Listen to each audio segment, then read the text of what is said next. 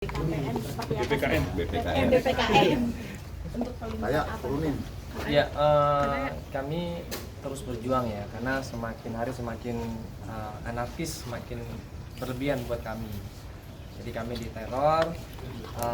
Mungkin teman-teman wartawan juga udah bisa melihat kan, sebenarnya mobil yang kami selama ini pergunakan di sana disiram air keras. Ya, jadi itu yang membuat kami perlu perlindungan, membuat kami ini dalam bahaya, nggak bisa dibiarkan. Kita akan terus berjuang. Ya, akhirnya kita dapat informasi dari kawan, terus kita menghadap ke Pak Ketua, beliau untuk memberikan solusi. Kami ini kan konsumen, ya, kami ini korban. Kami dituntut balik, ya kan, dan diteror. Ini negara hukum loh, ini negara Indonesia.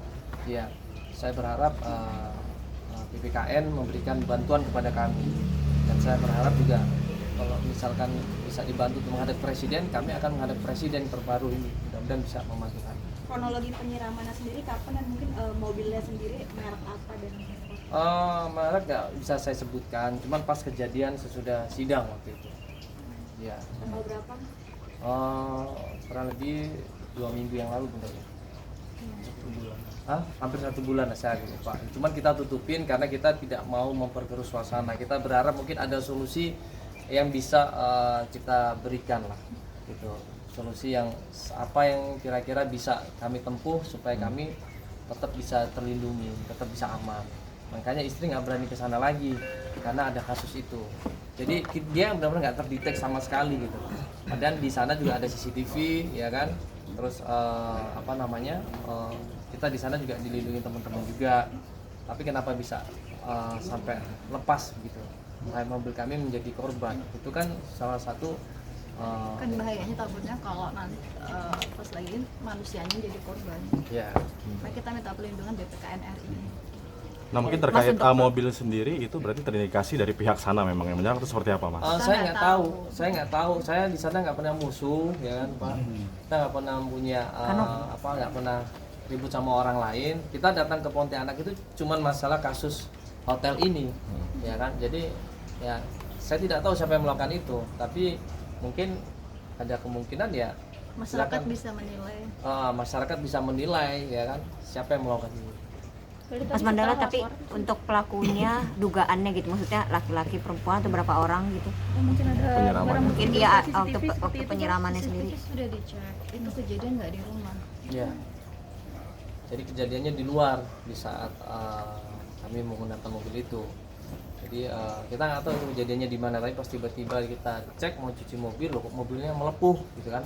Kita akhirnya tidak sembarangan identifikasi, kita tanya sama bengkel mobil, ini kenapa mobil ini kok bisa sampai seperti ini, dan mereka ngecek dan mereka mengambil kesimpulan bahwa ini disiram air keras. Mas Mandala, mungkin itu sendiri mobilnya mobil pribadi atau sewa dan kerugian ditaksir? Wah, kerugian ditaksir nanti Mbak ya nggak kita belum tahu ya.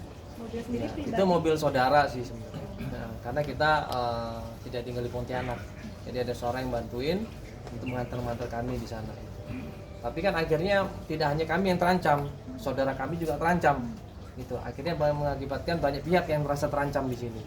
Ya kan, sedangkan ini kan negara hukum, ya kan. Masa kami konsumen jadi korban kok kemudian diteror secara anarkis? Itu kan tidak boleh.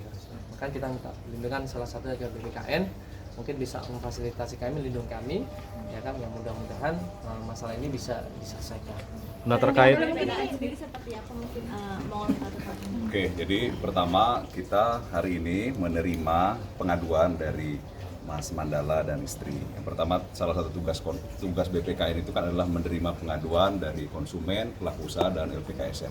Nah, ini hari ini kita sudah terima dan langsung melakukan verifikasi kepada konsumen langsung, dalam hal ini Mandala dan istri.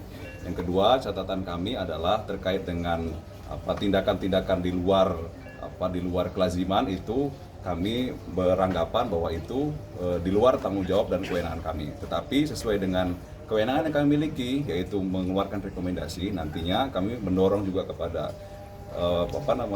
kuasa hukum untuk melaporkan kejadian ini ke Lembaga Perlindungan Saksi dan Korban atau LPSK. Itu kan yang bisa melindungi Mas Mandala selaku konsumen yang diduga mengalami hal-hal terkait tersebut di atas. Terkait dengan persidangan, kami selaku BPKN tidak bisa masuk intervensi terlalu jauh, tapi dalam waktu dekat karena pengaduan ini sudah masuk, kami akan melakukan klarifikasi kepada pelaku usaha. Ya. Kami akan coba untuk panggil pelaku usaha tersebut dari pihak hotel untuk mendalami apa sih sebenarnya yang terjadi, sehingga pengaduan Mas Mandala ini bisa terang dan jelas, sehingga hak-hak konsumen itu bisa terpenuhi dengan baik. Demikian. Nah mungkin ada sanksi-sanksi apa sih misalnya terbukti benar mereka menelantarkan dan seperti itu mungkin. Kalau sanksi karena ini sudah masuk ke ranah hukum, sudah masuk ke pengadilan, itu kita serahkan kepada pengadilan. Tapi kalau dalam undang-undang perlindungan konsumen itu sudah ada sanksi yang tertera di situ. Berarti mediasi sendiri akan difasilitasi sama BKPN atau seperti apa? Kita masih melihat Mbak ya, kita pelajari dulu dan kita panggil karena ada beberapa pelaku usaha, tentu harapannya kan ketika kita klarifikasi mereka mau datang ke sini ya. Nah itu harapannya ketika nanti kita panggil, kita surati, itu bisa datang dan kita akan coba untuk melakukan pertemuan para pihak antara Mas Mandala dan pelaku usaha. Mas Mandala, mungkin ini kan laporan ke BPKN, apa sih mungkin yang diminta dari pihak Mandala, kerugiannya apa, hak tanggung jawabnya atau seperti apa? Ya pelindungan kenyamanan kami sebagai warga Indonesia, dan juga kami ini korban, tidak hanya kami loh korbannya, banyak korban lainnya, dan mereka semua ketakutan. Korban yang lain ketakutan. Ini kan heran, aneh. Ini negara hukum, negara yang besar, dan banyak orang baik di sini, tapi kenapa korban ketakutan? Ya, dan mereka meminta kami mewakili. Ya awalnya kami emang berusaha untuk berjuang, tapi semakin kesini kok semakin teror, semakin menjadi ya. Bahkan kami diserang dengan booster-booster mereka, itu kan secara intensif, dan intimidasi juga ada di sosmed kami yang kami lihat. Wah ini saya nggak bisa ditolerin nih, gitu. Jadi kami harus minta perlindungan hukum. Itu kami akan berusaha, tapi tidak akan di daerah. Kami minta perlindungan ke pusat, karena saya yakin di pusat masih banyak orang-orang baik. Teror sendiri udah berapa kali dialami, apa cuma baru sekali di Pontianak doang? Intimidasi. By telepon atau by Apapun, fisik mungkin. Kalau secara penyerangan kayak kemarin itu baru diserang administrasi. Ya, Tapi kalau intimidasi, tekanan itu udah sering. udah sering. Ya. Mungkin kalau untuk intimidasinya mungkin berupa seperti apa sih Kak? Di sosmed banyak sekali ancaman-ancaman yang mungkin dengan membuat istri saya down, membuat kami ketakutan, membuat kami akhirnya berpikir untuk mengalah, mundur. Tujuannya untuk mempressing kita supaya kita takut, supaya kita tidak melanjutkan perkara ini. Ada juga lewat pejabat, tapi aku nggak bisa Iya. sebutkan di sini.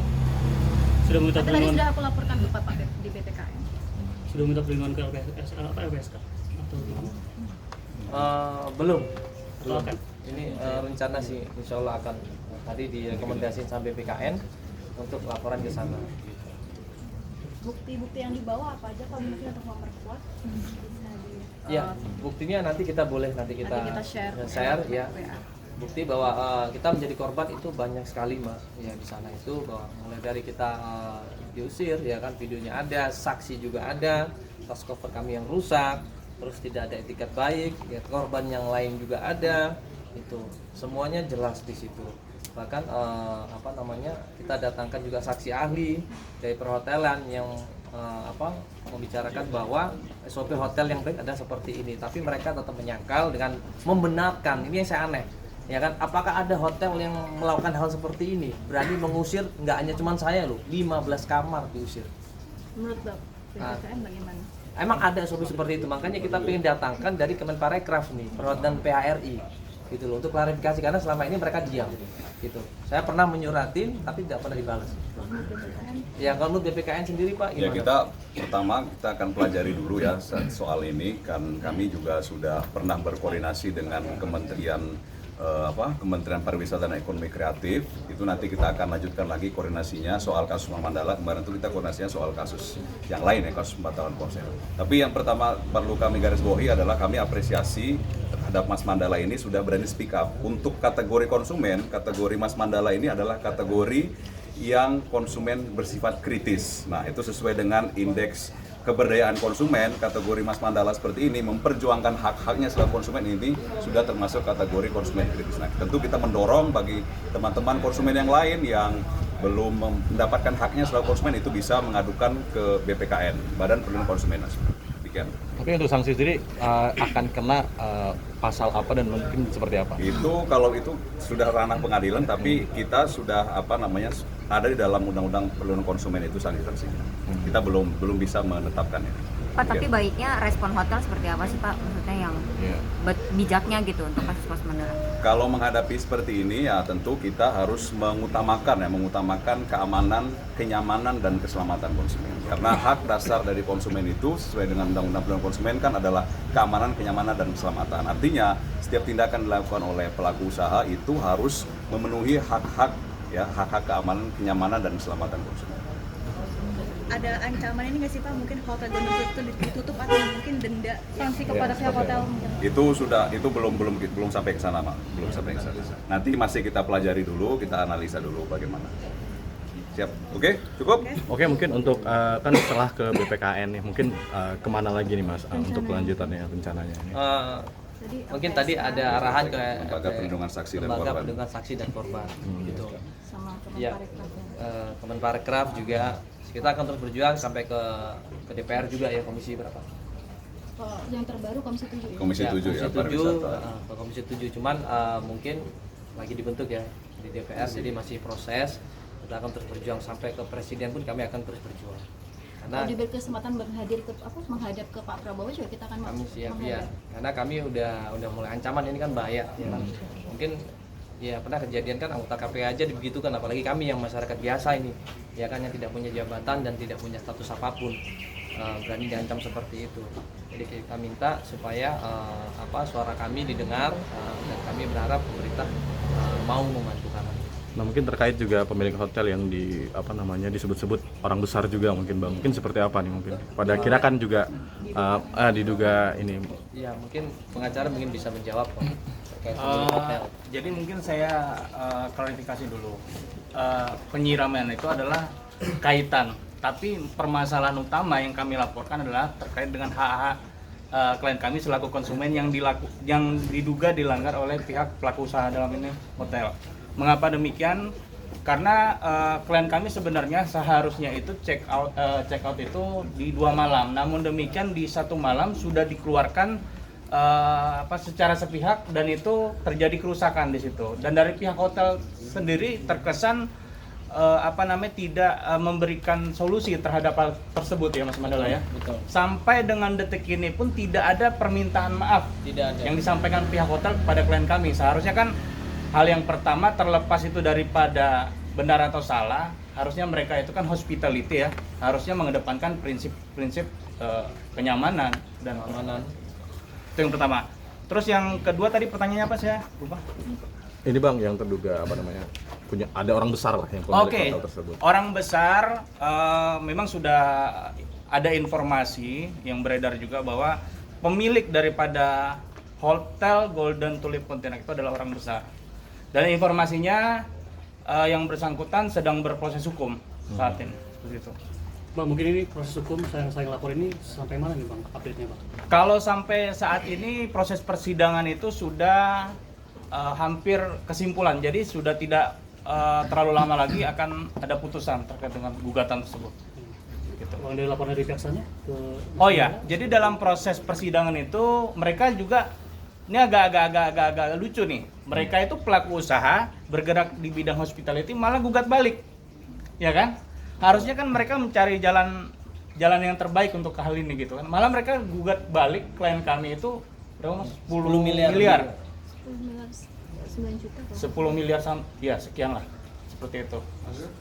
Mungkin atas dasar apa sih mereka menggugat ya, balik gitu? Mereka itu menyampaikan di dalam jawaban maupun rekonvensi gugatan rekonvensinya bahwasanya akibat informasi yang beredar tersebut, jadi tingkat okupansi hotel itu menjadi menurun.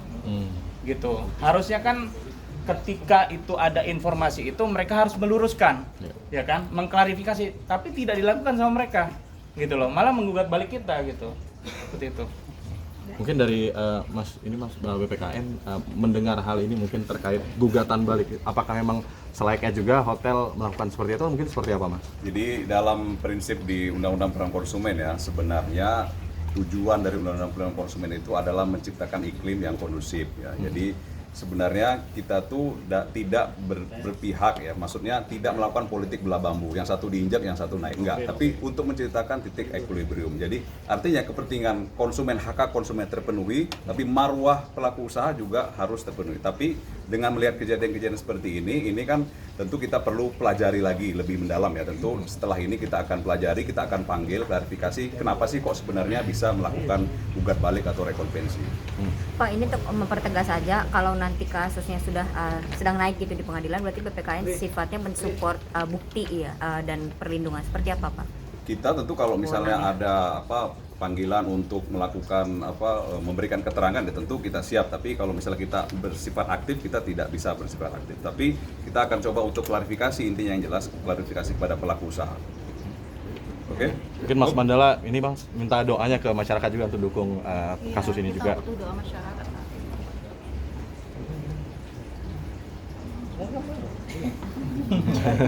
Takut aku ngomong takut nangis.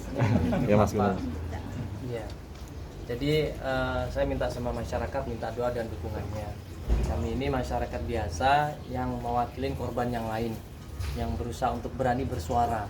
Ya, tapi sayangnya suara kami, ya kan, perjuangan kami tidak pernah dihargain. Tidak ada pernah permintaan sedikit pun dari pihak hotel mendatangin kami, ya kan, secara individu, prinsipalnya untuk minta maaf tidak ada sama sekali. Apalagi surat menyurat itu tidak pernah sama sekali. Tapi yang ada, kami malah digugat balik dan kami diancam. Ini cara-cara premanisme, ya. Apakah akan terus Indonesia seperti ini? Ini jelas-jelas merusak nama baik Indonesia, apalagi untuk Bapak Presiden kita yang terbaru, Pak Prabowo nanti dilantik. Kalau cara-cara premanisme seperti ini masih ada, saya yakin Pak Prabowo tidak akan diam. Ya, beliau orang yang tegas, beliau orang yang berani. Ya, kalau kami masih ditekan, apalagi kami dapat bocoran, kami akan dikalahkan di pengadilan. Ya, begitu kami dikalahkan, kami akan teriak, kami akan bilang ke Pak Presiden. Ya, itu akan menjadi perjuangan kami. Kami akan banding, Mas. Ya, kami akan banding dan kami akan terus meminta perjuangan dan meminta bantuan dari Pak Presiden. Karena bukti-bukti kita jelas, Mas. Ya, kami tidak mengada-ngada di sini. Jangan mentang-mentang dia seorang yang besar, yang kuat, tapi bisa ya menteror kami, mengancam kami dengan hal yang seperti ini. Ya, jangan seenaknya. Ini negara hukum. Apalagi tadi dibilang sudah kena kasus apa? Permasalahan hukum. Permasalahan hukum. Ya. Oke.